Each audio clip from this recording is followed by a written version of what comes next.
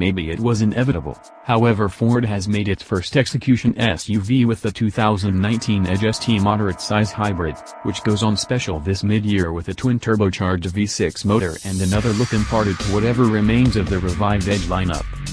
Similarly, Kia SUVs. Passage sold very nearly 800,000 SUVs a year ago and has no expectation of moderating the pace.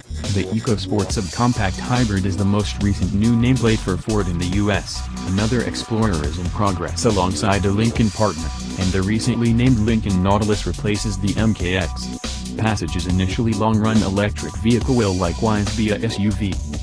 Portage's new CEO, Jim Hackett, said he is reallocating $7 billion in capital from autos to SUVs and trucks.